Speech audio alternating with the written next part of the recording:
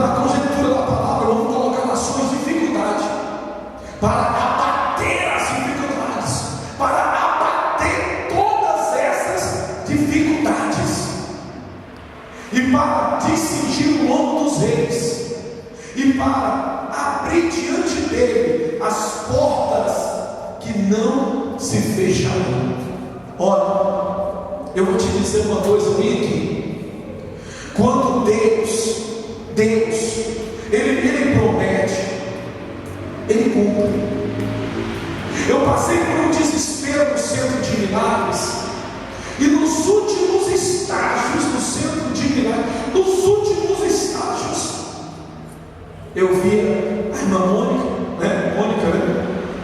falei até para a bispa, e ela tinha falado assim para a bispa, que via esse lugar muito cheio, e gente ainda em cima, que era o projeto de fazer a galeria.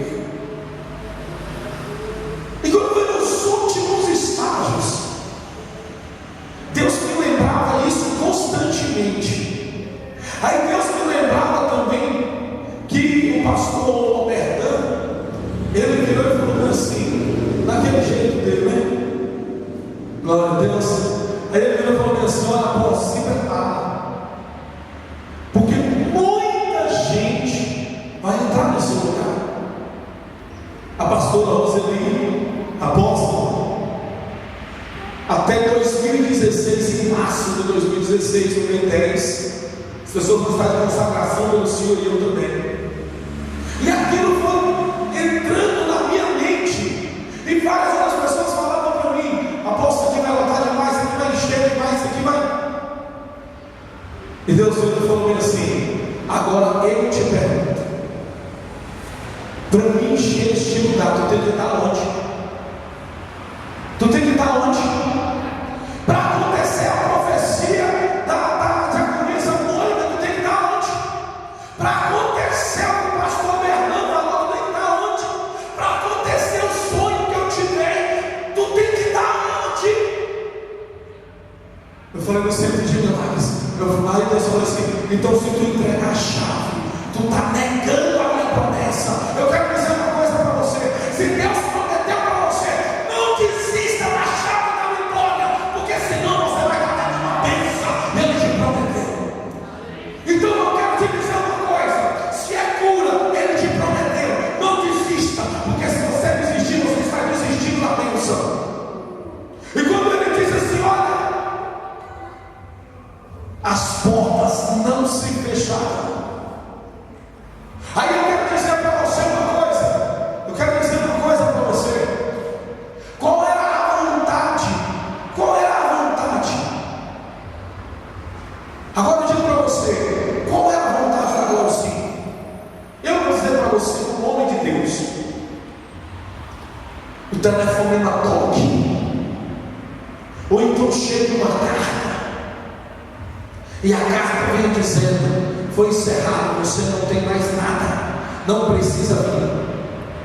Qual é a vontade humana de uma pessoa que não acredita? O telefone toca: alô, tudo bem? Alô? Ah, graças a Deus, esse Deus é maravilhoso, aleluia, Deus me... Mas a forma de Deus agir é diferente. Então Deus fez ela chegar no limite de quê? Da fé. No limite de quê? Da fé. Quando ela chegou no limite da fé, ela se encontrou com o verdadeiro Deus. E ela viu assim com os olhos dela. Sabe por quê? A bênção não pode ser vista pelos olhos dos outros. A sua bênção tem que ser vista pelos seus olhos. Quem tem que ir lá não é o senhor, quem tem que ir lá para pegar a bênção é você. Se o telefone não tocasse mesmo, ela não tinha recebido o carro, porque ela não ia viajar. Deus tem um conjunto de bênçãos para você, e uma bênção está ligada à outra, uma bênção está ligada à outra, e no meio dessas bênçãos tem um buraco, tem uma dificuldade que também está ligada à outra bênção. Está ligada à outra bênção. A dificuldade também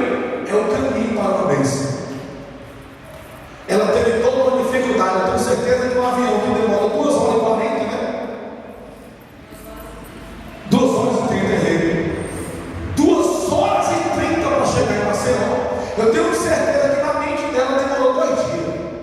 Cochila, acorda, e aquela agonia, chega no hotel e a noite não passa, e a segunda não passa, e a terça até chegar na hora, que inferno não passa. Sabe por quê? Porque Deus mostra para mim e para você que você aguenta passar. Você acha que ela saiu daqui pensando que aguentava? Não. Ela não saiu daqui pensando que aguentava. Só que como ela falou do kit bênção, quando abrir a livraria aí na frente, eu vou colocar o kit da bênção. Testemunho, nos lábios. Vou colocar o kit bênção. A glória de Deus. E o testemunho dela escrito. Quem levou o kit da bênção está dando testemunho abençoado. Por que, apóstolo? Por que isso, apóstolo? Porque o centro de milagre, ele recebeu de Deus a glória da última casa. Não é assim, não é a última, vai parar daqui em diante, não volta para trás. Sabe por que eu estou dizendo isso aqui para você? Porque nós temos uma trajetória, seja ela de espinho ou não, nós temos que passar. Depois desse campo de espinho está a nossa vitória. Depois da cruz está a nossa vitória. Depois daquela coroa de espinho na cabeça de Jesus, depois de ter enfiado a lança aqui na lateral de Jesus, depois de ter furado a mão de Jesus, os pés de Jesus, depois de ele passar por toda essa dificuldade, ele encontrou o quê? A vitória. Jesus já é Deus. Nós entendemos isso e acreditamos nisso. Mas a Bíblia diz que Jesus não tinha um corpo. Pode procurar na Bíblia. Ele não tinha um corpo. Ele não tinha. Ele veio na terra e recebeu um corpo. Ele ganhou o direito de voltar com esse corpo como glorificado. E diante do corpo de Jesus Cristo, diante do corpo de Jesus, todo mundo vai se prostrar um dia. Seja cristão ou não cristão, vai ter que reconhecer a sua autoridade, o seu poder. Então, apóstolo, por que acontece tudo isso? Tudo isso que aconteceu com a Glauci, que aconteceu com você, que acontece comigo, que vai continuar acontecendo, é para que nós venhamos entender o nosso Deus. Ele morreu, mas Ele ressuscitou. Ele está vivo.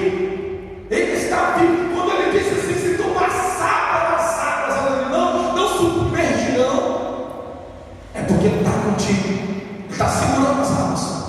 Quando passar pelo fogo, não vai te queimar. Por quê? Porque Ele vai segurar o poder do fogo. Então nós entendemos que se tem um caminho de fogo aqui,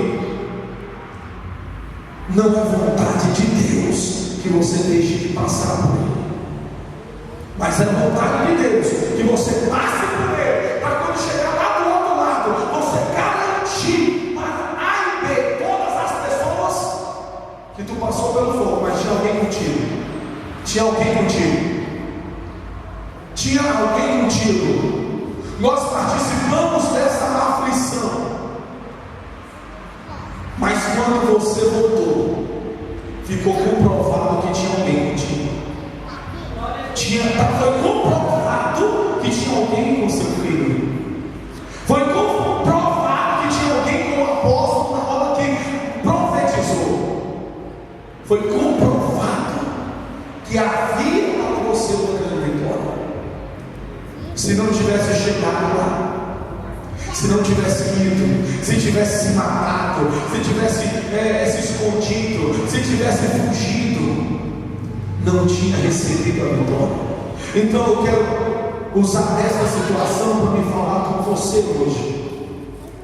A tua luta, do jeito que começou, ela vai ter um fim. Ela começou, mas Deus manda te dizer, ela tem também um fim.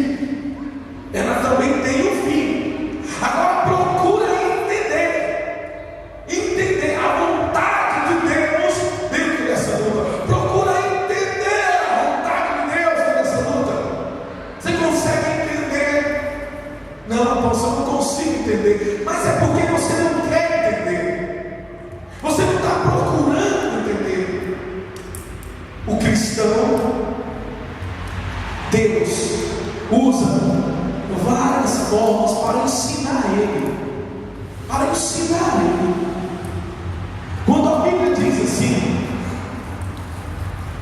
irei adiante de ti, endireitarei os caminhos tortuosos, quebrarei as portas de bronze, espedaçarei as trancas de ferro, dar-te os tesouros escondidos e as riquezas encobertas, para que saiba que eu sou o Senhor. Preste atenção. Na caminhada das pessoas do mundo, na frente deles anda o dinheiro, na frente deles anda o poder aquisitivo, na frente dele anda a padrinhagem, na frente dele anda a corrupção, na frente da pessoa do mundo anda o pecado. Eles estão vendo fulano que se ligou para ciclano, que ligou para Beltrano e facilitou a entrada nessa empresa. Na vida das pessoas comuns é assim. Fulano começou com ciclano. A irmã vai contar o testemunho. Ainda lá embaixo falou: minha senhora, meu filho vai entrar na fundação da Bradesco, não sei o que, tal, e Deus entrou no negócio, papá. Ele falou: minha senhora, foi o seguinte, eu liguei para fulano, que ligou para Beltrano, que conhece alguém lá dentro, que sem sacanagem, não, minha vontade era tomar o microfone, isso aí não é coisa de Deus. Aquele que anda na nossa frente é invisível, aquele que anda na nossa frente a gente não vê, aquele que anda na nossa frente a gente não enxerga, aquele que anda na nossa frente não tem como ninguém ver, ninguém vai ver ele. É para que você realmente não veja, é para que você creia, não é para você ver, é para você acreditar, não é para ver. Quem vive do que é normal são os normais, mas nós não somos dessa terra, nós não somos daqui. Nós temos um espírito. O que Deus preza em nossa vida não é a carne, é o espírito. O que Deus salvará na nossa vida não é a carne, é o espírito. Então, se me segue espiritualmente, se com o meu espírito eu vejo o espírito de Deus trabalhando, a minha carne não precisa saber, eu só preciso acreditar que o meu espírito está dizendo a verdade. Quando uma pessoa está diante de uma situação e o medo conspira, uma voz dentro dela fala: não temas. O Espírito dentro da pessoa, o Espírito Santo de Deus, ele tenta tranquilizar a pessoa, mas a pessoa prefere acreditar naquilo que ele está ouvindo da boca de alguém. O Espírito está acalmando a pessoa olha para um lado para o outro, a pessoa ouviu, vai com certeza, claro que ouviu. Claro que ouviu. Você é guiado por aquilo que é espiritual. Você é guiado por aquilo que é transparente, é invisível. Quando a Bíblia diz assim que Deus pega ele pela mão e depois começa a direcionar: eu estou indo à tua frente, Senhor, eu não estou vendo nada acontecer. Chega perto, chega perto. Assim, eu não estou vendo nada. Chega perto, vai chegando, vai chegando. Aconteceu um grande mistério no meio disso, um grande mistério, e eu fui mal interpretado. Eu lembro quando eu estava na quarta fileira, na segunda cadeira de lá para cá, a Glaucia chegou chorando. Ela não chegou normal, ele começou a falar e começou a chorar. Vamos orar. Para muitas pessoas, o vamos orar é um desprezo. Para muitas pessoas, o orar, vamos orar, é falta de atenção. Mas para aquele que vive espiritualmente, quando ele fala assim, vamos orar, é porque a vitória é nossa. É porque nós precisamos conversar com esse invisível que está aí na nossa frente, despedaçando todas as barreiras. Nós temos que falar com quem é invisível. Nós temos que falar com o nosso Deus. E quando ela falou isso, quando eu falei para ela ficou ligada e falou: continua aflita. Mas Mas aquele que começou a boa obra no centro de milagre, ele é fiel e justo para terminar. O que eu quero dizer para você com isso? Saiu da boca do homem de Deus, vai acontecer. Vai acontecer. Saiu do altar do centro de milagre, vai acontecer. Vai acontecer. Saiu do altar do centro de milagre, vai acontecer. Não é para a glória do apóstolo, não é para a glória da bispa, não é para a glória dos pastores ou missionários, é para a glória de Deus. Para a glória dele. É para a glória dele. Quando você estiver na luta, pense junto comigo agora. Isso aqui é para você guardar. É profético isso. Quando você estiver na luta, a primeira coisa que você precisa entender: eu sou filho de Deus, filha de Deus, e me abençoar é vontade de Deus. Se eu estou na luta e eu sou filho de Deus, eu sei que é vontade de Deus me abençoar, porque Deus jamais quer perder para o inimigo. Jamais Ele quer perder para o inimigo. Então, quando Deus Ele vira e fala assim: dar-te-eis tesouros escondidos, as riquezas encobertas, você consegue imaginar? Esses dias agora eu trouxe uma palavra a respeito de sonho. Você consegue imaginar o que são as riquezas encobertas de Deus para você? Apóstolo, para isso tem que acontecer comigo igual eu falava, né? Tem que acontecer comigo igual o Michael Jackson. Eu tomo uma injeção para sair todos os problemas da minha mente, para eu poder acreditar naquilo que vem, que é novo. Agora vamos olhar pelo outro lado. Eu tenho dois pensamentos, porque eu tenho duas mentes, e eu escolho qual que eu vou seguir.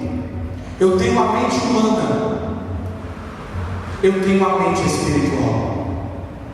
Se eu vivo pela minha mente humana, eu sou humano. Mas se eu vivo pela minha mente espiritual, os tesouros escondidos, eles começam a se manifestar, porque eu estou acreditando da forma correta, eu estou acreditando da forma certa. Quando nós olhamos em relação ao lado humano, muitas pessoas se relacionam com outras por causa de um momento de prazer, e muitas pessoas se relacionam com outras para morrer lá naquela pessoa. Um está procurando vida, o outro está procurando prazer. São coisas totalmente diferentes. O Espírito te dá vida, a carne te dá prazer. O Espírito te direciona a coisas grandes, firmes, vem de Deus. A carne te direciona a coisas fáceis e que perde rápido. Vem fácil, mas vai fácil. Deus te direciona para o outro caminho. O caminho de Deus, ele não tem atalho. No caminho de Deus tem espinho. No caminho e na porta de Deus, você não entra de lado de frente, você entra de lado, porta indiana, porque a Bíblia diz que a porta é estreita. No caminho de Deus, as coisas sempre vão parecer que está errado, sempre vai parecer que está errado, mas ao final de todas as coisas, aquele que está no controle de tudo, está falando para o teu espírito: calma que vai dar certo.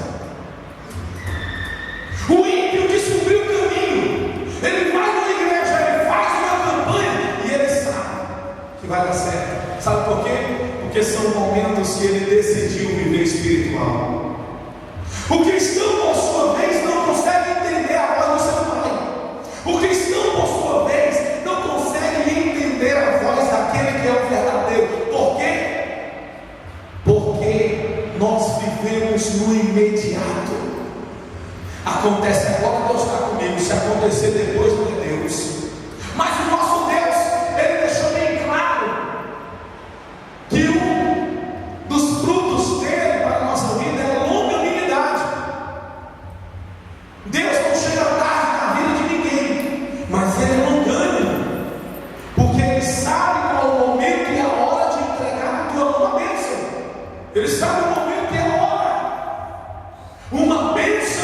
na hora errada destrói um casamento. Uma bênção na hora errada destrói uma vida. Uma bênção na hora errada destrói famílias inteiras. Uma bênção que chega no momento errado, ela destrói uma cidade inteira. Uma bênção que chega na hora errada, ela destrói uma nação inteira. E é por isso que Deus é longânimo. É por isso que Deus é longânimo, porque Ele promete para você agora em 2015 e de repente vai cumprir na sua vida, sabe quando? Em 2020. Daqui para lá, você já criou, renovou o seu caráter, mudou sua personalidade, abandonou as amizades que com certeza ia comer a sua bênção igual ferrugem do ferro. Eu me recordo agora, com 15 anos de idade, eu comprei o meu primeiro carro, foi uma bênção, fora da hora, uma bênção fora da hora. E com essa bênção eu fiz tanta besteira, com essa bênção eu dei tanto prejuízo para os outros. A minha tia advogada, ela me tirou da delegacia direto, me tirou do carro. Ela era a polícia ela era advogada da PM, então ela tinha aquele acesso. Então antes do carro chegar, ela me tirava. E depois eu fui possuindo uma casa abençoada no tempo errado, sem maturidade, sem ideia. Perdi a casa, ganhei outra casa, um sobrado, uma bênção, uma maravilha de Deus, na hora errada. Vendi, fui para Minas Gerais e vários tropeços aconteceram. E eu lembro como se fosse hoje. A pastora chegou lá no ônibus, falou bem assim: meu filho, não viaja, tu vai prosperar, mas não é vontade de Deus. É uma bênção que não é hora. Tudo bem, eu fechei os ouvidos para a voz de Deus e segui a minha vontade. Repita comigo: filho de Deus. Não, está muito mudo. Filho de Deus, segue a vontade de Deus. Amém. Está selado. Está ligado na terra do céu. Por que, apóstolo? Você acha que Deus criou você e eu para termos quantos relacionamentos? Você com certeza teve mais de um namorado, né, pastor? Teve. Mas Deus criou você para isso? Não. Mas pela vontade humana, antes do momento acontece, o mundo está uma tragédia. Filhos e mais filhos e mais filhos, criados sem pai, outros criados sem mãe, outros criados na rebeldia, porque quando nós nos separamos, dentro dos nossos filhos fica uma raiz de revolta. Tudo por quê? Por que isso? Porque estávamos no mundo do pecado e vivemos de uma forma pecaminosa e não vivíamos a vontade de Deus. E por não viver a vontade de Deus, para nós muitas coisas que acontecem são bênçãos, são maravilhas, a gente até chora com tanta alegria, mas depois que nós amadurecemos, nós entendemos uma coisa: quando a vontade de Deus é manifesta em nossas vidas, nós não recuamos, nós andamos para frente, porque a bênção de Deus não é para nos atrapalhar, é para nos abençoar. A bênção de Deus, ainda que você sofra, chore, se humilhe, passe fome ou sede, ela sempre vai chegar na hora certa. Ela sempre vai chegar na hora certa. Sempre vai chegar na hora certa. Sempre vai chegar na hora certa. A bênção de Deus não tem curva. Ela só vai na hora certa e no momento certo.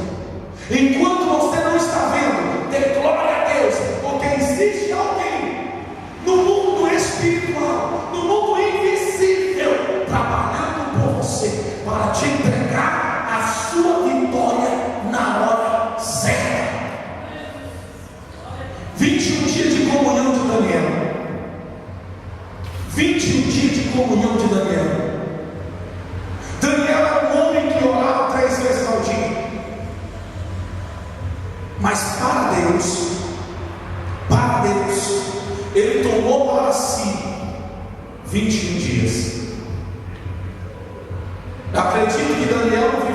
140 anos. Mas Deus tomou para si 21 dias de oração dele. E o restante agora, eu não sei, mas eu sei dos 21 dias, porque ele permitiu o Espírito escrever no livro, na carta magna de Deus aos homens, a Bíblia. E os outros dias, apóstolo? Os outros dias Deus não permitiu, só falou que ele orava 3 vezes ao dia. Era como se fosse, sabe o que? Algo comum. Preste atenção numa coisa: a verdadeira comunhão com Deus, ela se dá no momento da luta. As melhores orações que você faz é no momento da luta. A maior comunhão que você tem com Deus é no momento da peleja. Aquele homem colocou no coração e pediu para Deus. E quando ele pede para Deus, acontece no mundo espiritual uma guerra entre os anjos de Deus e os anjos do diabo. Eu acredito em Deus, na minha simplicidade. Ele foi para a janela. Apóstolo, você não tem janela não. A Bíblia diz em Apocalipse, não tem como entrar pela janela não. Entra pela porta. Então eu acredito que tem janela. Deus fala na janela. E os anjos, Senhor, calma aí. Da história de um homem santo, agora é o momento que eu vou ver se ele é santo mesmo. Passa o primeiro dia, passa o segundo, passa o terceiro,